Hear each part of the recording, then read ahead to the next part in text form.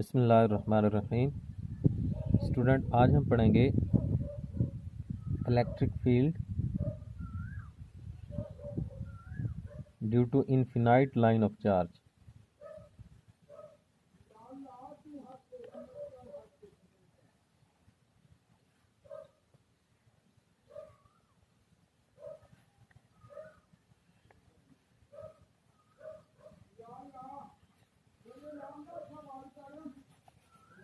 Electric field due to infinite line of charge.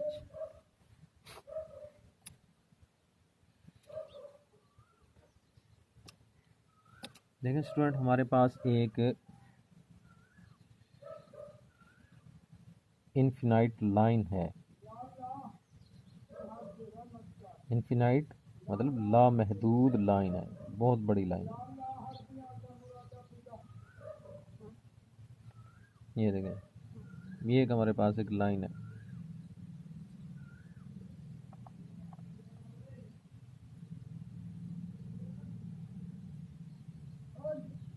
और ये line जो है इस सिमत में भी जा रही है और इस सिमत में भी ये लाइन सो ऑन यानी जा रही है। इनफिनाइट लाइन है। इसके ऊपर चार्जेस यूनिफॉर्मली डिस्ट्रीब्यूटेड हैं। देखें, ये चार्जेस, पॉजिटिव चार्जेस जो हैं इसके ऊपर यूनिफॉर्मली डिस्ट्रीब्यूटेड हैं। इनके दरमियान का फासला बराबर है, तो यूनिफॉर्मली डिस्ट्रीब्यूटेड है। ये पॉजिटिव चार्ज यानी ये लाइन इस सिमत में भी बढ़ती जा रही है, उस सिमत में भी बढ़ती जा रही है, और ये लामहदूद लाइन है। अच्छा, मैं इसके सेंटर से, इस लाइन के सेंटर से एक पॉइंट लेता हूं यहाँ पर। इस लाइन के सेंटर से मैं एक पॉइंट लेता हूं यहाँ पर, और इस पॉइंट को मैं नाम देता हूं पी पॉइंट। ठीक है स्टूडेंट, ये हमारे पास एक पी पॉइंट है। हमने पी पॉइंट पर इस पूरी लाइन की वजह से इलेक्ट्रिक फील्ड निकालनी है। फिर सुनो स्टूडेंट, एक हमारे पास इनफिनाइट लाइन है जिसके ऊपर पॉजिटिव चार्जेस यूनिफॉर्मली डिस्ट्रीब्यूटेड हैं। ठीक है, उसकी वजह से मैं उस लाइन के सेंटर से y दूरी पर,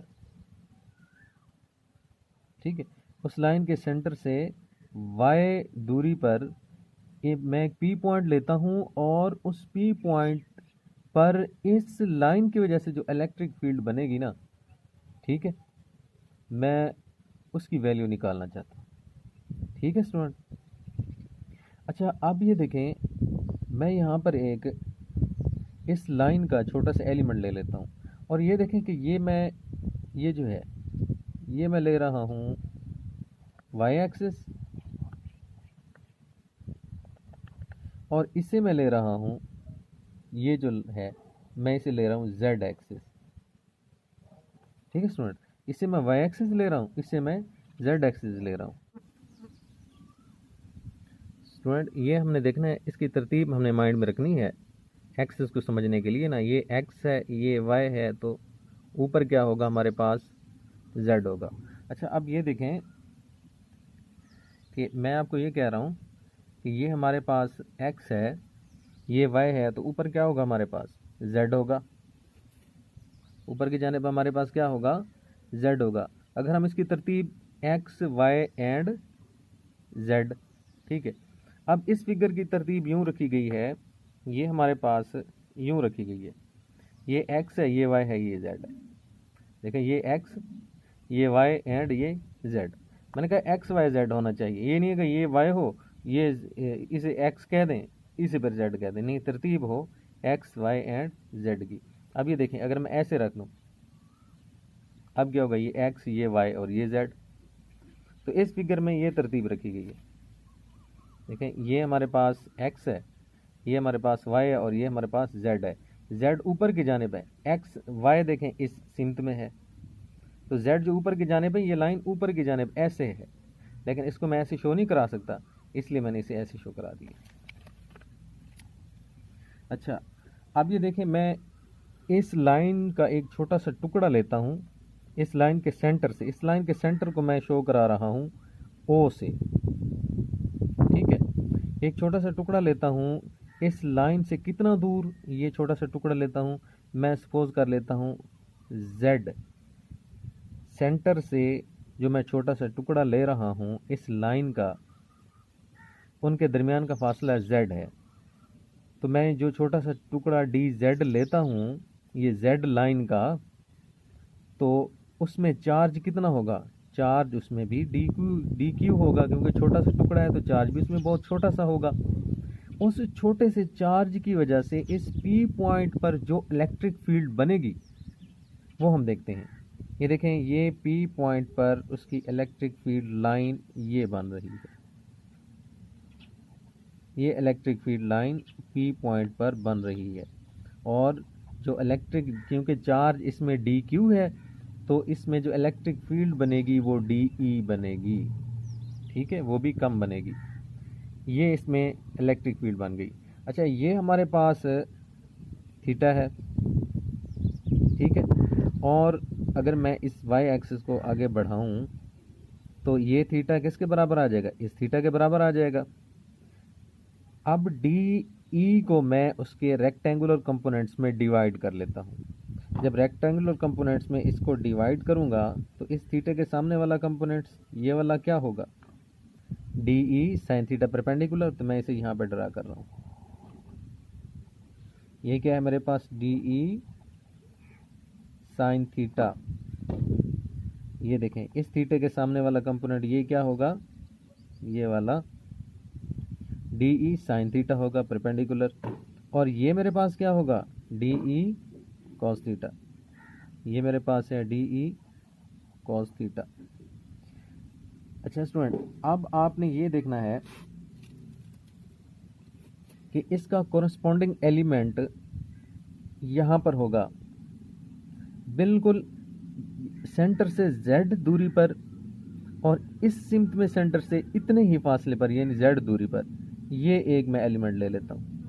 यानी कि बराबर के फासले पर है इसका कोरस्पॉन्डिंग एलिमेंट, सेंटर से ये बराबर के जितनी दूरी पर ये है, इधर उतनी दूरी पर एक और इसका कोरस्पॉन्डिंग पॉइंट होगा, उसे भी हम DZ का नाम देंगे, और इसमें चार्ज कितना होगा, DQ होगा। उसकी वजह से जो इलेक्ट्रिक फील्ड यहाँ पर बनेगा वो ये होगा,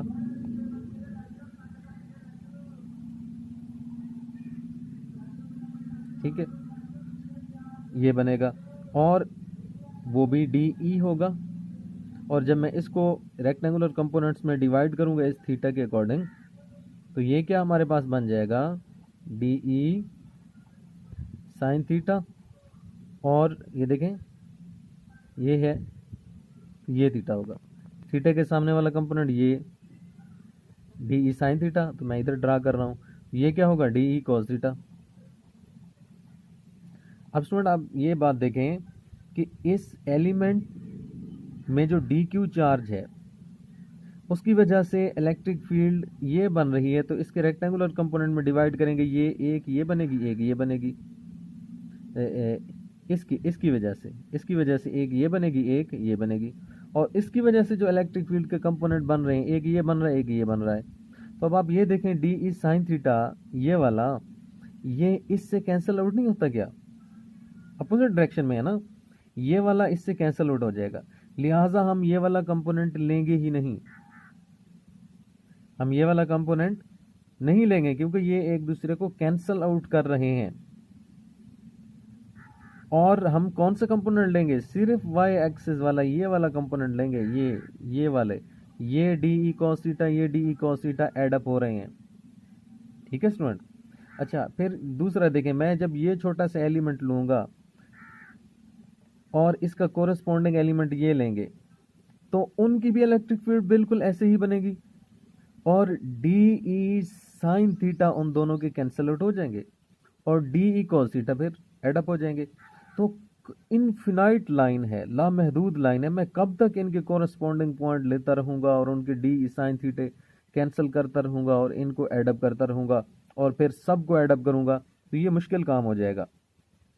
ठीक है स्टूडेंट, तो मेरे ख्याल में ये बात बहुत बेहतर है कि हम सिर्फ और सिर्फ एक एलिमेंट छोटा सा जो है उसकी वजह से इलेक्ट्रिक फील्ड यहाँ पर निकाल लेते हैं और उस एलिमेंट की इलेक्ट्रिक फील्ड को पूरी लाइन पर जब हम इंटीग्रेट करेंगे, ठीक है, तो हमारे पास इस पूरी लाइन की इलेक्ट्रिक फील्ड आ जाएगी।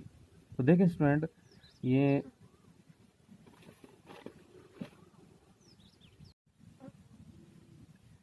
यहाँ से यहाँ तक का फासला हमारे पास स्टूडेंट आर है और मैं सिर्फ इस एलिमेंट की वजह से यहाँ पर इलेक्ट्रिक फील्ड कैलकुलेट करूँगा और फिर उसको पूरी लाइन पर जब इंटीग्रेट करूँगा तो फिर पूरी लाइन की ही हमारे पास इलेक्ट्रिक फील्ड आ जाएगी।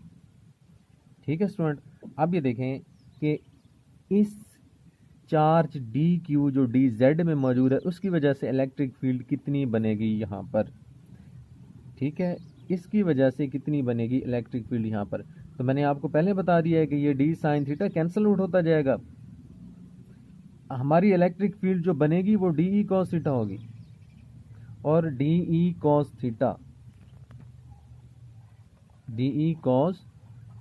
ये वाली इलेक्ट्रिक फील्ड हम लेंगे, ये वाली खत्म क्योंकि उसके कोरस्पॉन्डिंग से खत्म हो जाएगी। ठीक है, और ये किस सिमत में, ये जेड एक्सिस वाली सिमत में है ना, तो मैं लिखूंगा डी ई जेड जो होगा इसकी वजह से वो डी ई कॉस थीटा के बराबर होगा। बस ये स्टूडेंट बात समझने वाली थी। आगे जो है हम इसको, ये मैथमेटिकल है तो आगे हम इसे जल्दी जल्दी कर लेंगे। अच्छा, अब ये देखें डी ई किसके बराबर होगा, डी ई बराबर होगा 1/4 pi epsilon naught. D E है तो यहाँ पर डी क्यू, ये जो डी ई है किसकी वजह से है, डी क्यू की वजह से है ना, तो डी क्यू बटा आर स्क्वायर, ये वाला फासला। तो इसकी वैल्यू मैं, और कॉस थीटा किसके बराबर होगा, देखें यहाँ पे कॉस थीटा हम लगाते हैं, कॉस थीटा हमारे पास आ जाएगा बेस ओवर हाइपोटेन्यूस। बेस यहाँ पर कौन सी है, ये हमारे पास परपेंडिकुलर बन जाएगा, ये बेस है और ये हाइपोटेन्यूस, वाई ओवर आर के बराबर है। तो इन दोनों की वैल्यूज़ उठा के इसमें रख देते हैं। जब इन दोनों की वैल्यूज़ उठा के इसमें रखेंगे तो हमारे पास डी ई जेड बन जाएगा 1/4 pi epsilon naught D Q R square multiply 1 Y बटा आर। तो फिर आगे D Z 1/4 pi epsilon naught Y D Q R का क्यूब। अब देखें आर की वैल्यू यहाँ पर क्या आ जाएगी, Z square plus Y square, यही आएगी ना पाइथागोरस थ्योरम से। आर की वैल्यू ये देखिए, मैं आर स्क्वायर किसके बराबर होगा, ये वाला, ये ट्राइंगल हम ले रहे हैं, Z square plus Y square और ये आर बराबर हो जाएगा Z square plus Y square. ठीक है स्टूडेंट, तो अब मैं इसकी वैल्यू यहाँ पर, आर की वैल्यू यहाँ पे रख देता हूँ। तो D E Z 1/4 pi epsilon naught Y D Q Z square plus Y square, इसकी पावर क्या है हमारे पास 3, और ये फिर बराबर आ जाएगा Y D Q 4 pi epsilon naught Z square plus Y square. जब इसका अंडर रूट हटाएंगे तो ये 3/2 आ जाएगा। अच्छा, अब हम इसे आगे करते हैं।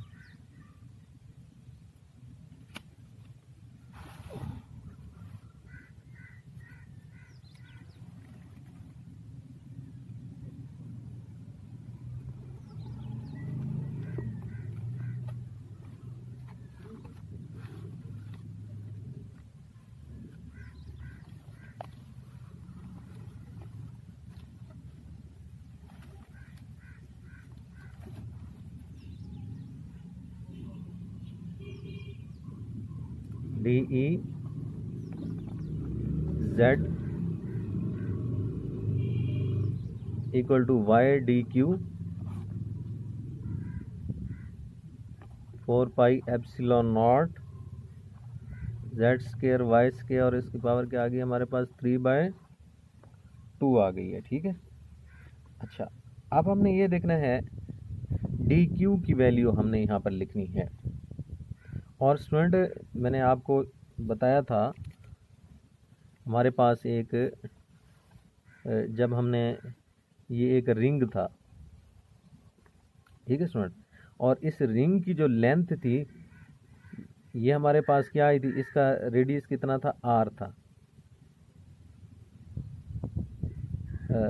सॉरी, हम इसकी निकालना चाह रहे हैं अपना वो डेंसिटी, और इसकी क्या होती है, लीनियर डेंसिटी होती है, क्योंकि एक ये लाइन बन रही है, देखिए एक छोटी सी स्मॉल सी लाइन बन रही है, जिसकी हम क्या लेंगे, लीनियर डेंसिटी। और लैम्डा किसके बराबर था, लैम्डा बराबर था इसके ऊपर जो टोटल चार्जेस डिस्ट्रीब्यूटेड हैं क्यू, और इसकी जो टोटल लेंथ है, टोटल लेंथ क्या है इसकी, एल है या इसे एस कह दें, ठीक है, उसके बराबर है।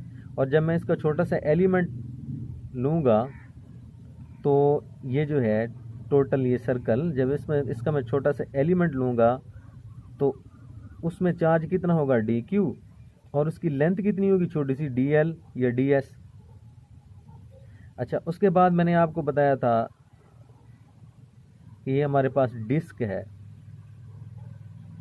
तो डिस्क जो होती है इसका सरफेस एरिया होता है, तो इसकी जो सरफेस चार्ज डेंसिटी होती है लीनियर नहीं होती, क्योंकि एक लाइन में नहीं होती है, तो सरफेस चार्ज डेंसिटी रॉ किसके बराबर मैंने लिखी थी, क्यू बटा ए एरिया। जब इसका डिस्क का मैं छोटा सा पॉइंट लूँगा तो उसमें चार्ज डी क्यू होगा, उसका एरिया भी डी ए हो जाएगा। इसी तरह ये जो मैंने एक लाइन ली है ना स्टूडेंट, ये सीधी लाइन, सीधी जो मैंने लाइन ली है ये वाली, तो ये सीधी एक बिल्कुल सीधी लाइन में है, तो इसकी लीनियर चार्ज डेंसिटी होगी, जैसे ये एक लाइन थी, लीनियर चार्ज डेंसिटी है, और वो किसके बराबर होगी, lambda is equal to Q बटा एल, टोटल चार्जेस बटा टोटल लेंथ। तो जब मैं, क्योंकि यहाँ पर मेरे पास डी क्यू है, देखिए यहाँ पर डी क्यू है ना, तो मैं जब छोटा सा चार्ज लूँगा तो उस छोटे से चार्ज में लेंथ कितनी आ रही है, ये देखें छोटी सी लेंथ आ रही है, और वो कितनी आ रही है, डी जेड, कितनी आ रही है, डी जेड, वो हमारे पास स्टूडेंट डी जेड आ रही है। तो यहाँ पर फिर मैं क्या लिखूँगा, डी जेड, यानी lambda is equal to D Q बटा D Z. Lambda linear charge density क्या होगी, इसमें चार्ज डी क्यू है और इसकी लेंथ कितनी है, डी जेड है, देखें, तो इसलिए लीनियर चार्ज डेंसिटी मेरे पास ये आ जाएगी। तो फिर यहाँ पर linear charge density lambda is equal to D Q बटा डी जेड, लेंथ मेरे पास यहाँ पर डी जेड होगी, तो डी क्यू फिर किसके बराबर आ जाएगा, lambda D Z, lambda D Z के बराबर आ जाएगा। तो अब मैं डी क्यू की वैल्यू यहाँ पे लिख लेता हूँ, D E Z is equal to, D Q की जगह क्या आ जाएगा, लैम्डा डी जेड, और 4 pi epsilon naught Z square Y square और 3/2। अच्छा स्टूडेंट, अब हम इसको इंटीग्रेट करेंगे। जब हम इसको इंटीग्रेट करेंगे, डी ई जेड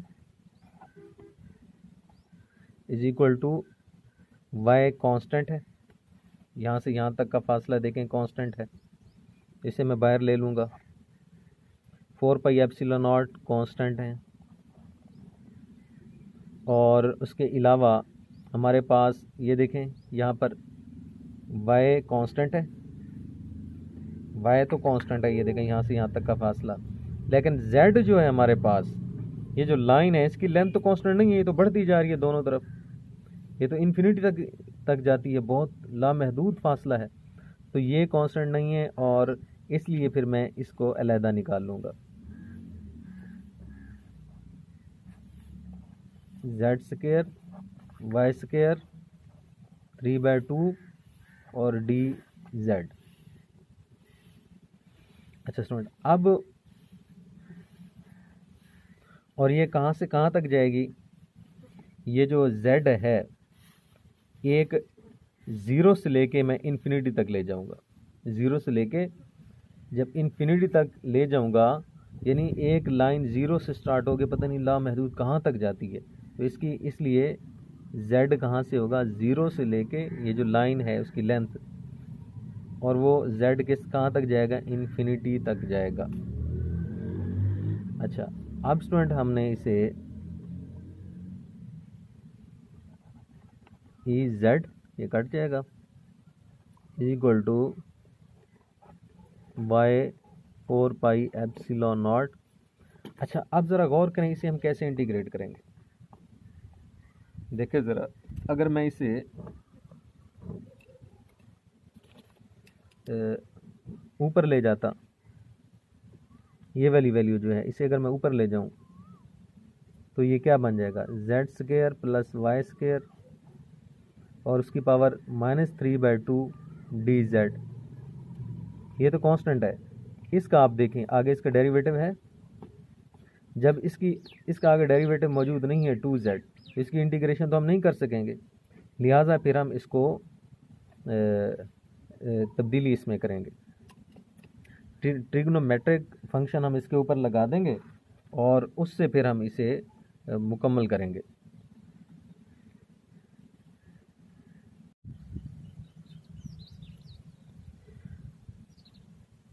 अच्छा स्टूडेंट, अब हमने ये देखना है कि फिगर से यहाँ पर अगर हम tan थीटा लगाएं तो tan थीटा किसके बराबर आ जाएगा?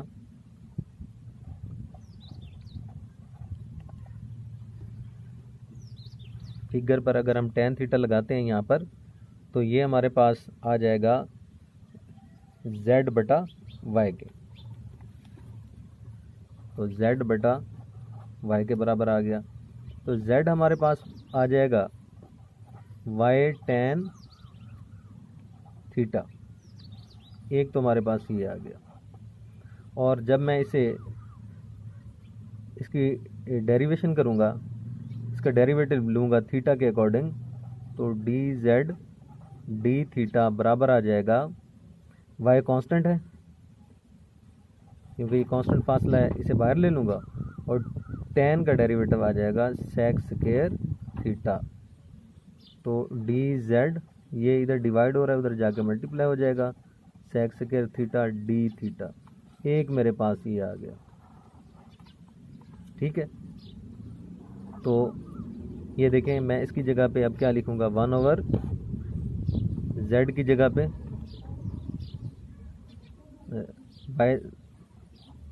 Y square tan square theta और वाई स्क्वायर। इस z की जगह पे मैंने ये वाली वैल्यू रख दी, और अब डी जेड है तो डी जेड की वैल्यू ये वाली उठा के मैं यहाँ पे रख दूँगा, Y sec square theta D theta, ये हमारे पास आ जाएगा। अच्छा, अब लिमिट इसकी क्या बनेगी? z 0 के बराबर है, जब z 0 के बराबर हम रखेंगे इसमें, तो y जाके उस साइड पे क्या हो जाएगा? ये देखिए, मैं यहाँ पे हल कर देता हूँ। 0 = y tan थीटा, तो y जाके डिवाइड होगा, ख़त्म हो गया tan थीटा, तो थीटा किसके बराबर आ जाएगा? tan इनवर्स 0, तो tan इनवर्स 0 के बराबर होता है। थीटा हमारे पास क्या आ गया? 0 के बराबर आ गया। थीटा कब हमारे पास 0 के बराबर आया? जब z की वैल्यू हमारे पास क्या थी? 0 थी। अच्छा, इसी तरह जब z की वैल्यू हमारे पास होगी इन्फिनिटी, तो इसी इक्वेशन में इन्फिनिटी रखें, तो इन्फिनिटी = y tan थीटा अच्छा, y जब इस साइड पे आकर डिवाइड होगा इन्फिनिटी पे, तो देखें y की वैल्यू कितनी है, ये तो कांस्टेंट है ना y की वैल्यू, यहाँ से यहाँ तक का फासला है, जब यहाँ से यहाँ तक का फासला है, y देखें स्टूडेंट, यहाँ से यहाँ तक का फासला है, तो ये इतना बड़ा फासला नहीं है, तो इसलिए y की वैल्यू कम होने की वजह से ऊपर बहुत बड़ी वैल्यू है, नीचे बहुत छोटी वैल्यू है, तो इसका आंस भी इन्फिनिटी ही आएगा, यानी इन्फिनिटी बाय y इन्फिनिटी के बराबर आएगा। तो ये infinity is equal to tan theta, तो जब इस साइड पे आएगा तो इन्वर्स हो जाएगा, यानी theta is equal to tan inverse infinity. तो ये किसके बराबर आ जाएगा, tan inverse infinity pi by 2 के बराबर ही होता है। तो मैं यहाँ पे क्या लिखूँगा, थीटा इज इक्वल टू 0 और theta is equal to pi by 2। अच्छा, अब ये देखें student, E Z Y 4 pi epsilon naught 0 to pi by 2 limit आ गई। अच्छा, अब मैं इसे इसकी पावर ऊपर लिख लें 3/2।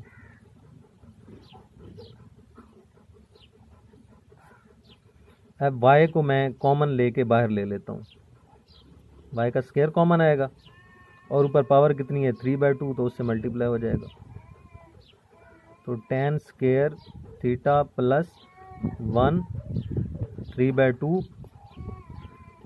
और ये हमारे पास कितना है y sec square theta d theta, ये इससे कट जाएगा, तो अब हमारे पास आ जाएगी value E Z Y 4 pi epsilon naught, तो 0 to pi by 2 Y second square theta D theta, और ये y की 3 बन जाएगा, और tan स्क्वायर थीटा प्लस 1, ये आपको पता है सेकंड स्क्वायर थीटा के बराबर होता है, और उसकी वैल्यू कितनी है हमारे पास 3/2 से मल्टीप्लाई करा देंगे। ये स्टूडेंट आपको पता है ना, tan square theta plus 1 second square के बराबर आ जाएगा, और ऊपर पावर से मल्टीप्लाई कराएंगे तो ये आ जाएगा, ये से कट गया, और ई जेड ये y और ये y इससे कटेगा, तो यहाँ पर क्या बच जाएगा 2 बच जाएगा, 2y बच जाएगा, ये कांस्टेंट है, इसे बाहर ले आए, इसे बाहर ले आएंगे तो y square 4 pi epsilon not, इसे बाहर ले आऊँगा तो y3 0 टू पाई बाय 2, तो ये कट गया, तो सेकंड थीटा डी थीटा बच गया, ये बच जाएगा, ये इससे कट जाएगा, E Z 1/4 pi epsilon naught Y 0 to pi by 2, और ये मेरे पास किसके बराबर आ जाएगा कॉस थीटा के। आपको पता है 1/, सेकंड थीटा किसके बराबर होता है, कॉस थीटा के बराबर होता है। अच्छा, ई जी 1/4 पाई एप्सिलॉन नॉट, ये सारे कांस्टेंट बाहर निकाल लिए मैंने, कॉस थीटा किसके बराबर आ जाएगा, इसकी इंटीग्रेशन आ जाएगी sine theta 0 to pi by 2, और जब मैं लिमिट इसके ऊपर अप्लाई करूंगा, अब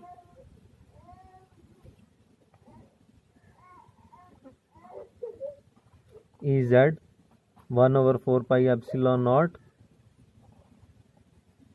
sign theta pi by 2 minus sine 0, आपको पता है साइन 0 0 होता है, साइन पाई बाय 2 1 के बराबर होता है, तो ई जेड मेरे पास क्या आ जाएगी 1/4 पाई एप्सिलॉन नॉट वाई। ये स्टूडेंट हमारे पास टोटल इलेक्ट्रिक फील्ड आ जाएगी इस लाइन की वजह से। ओके स्टूडेंट, अल्लाह हाफिज़।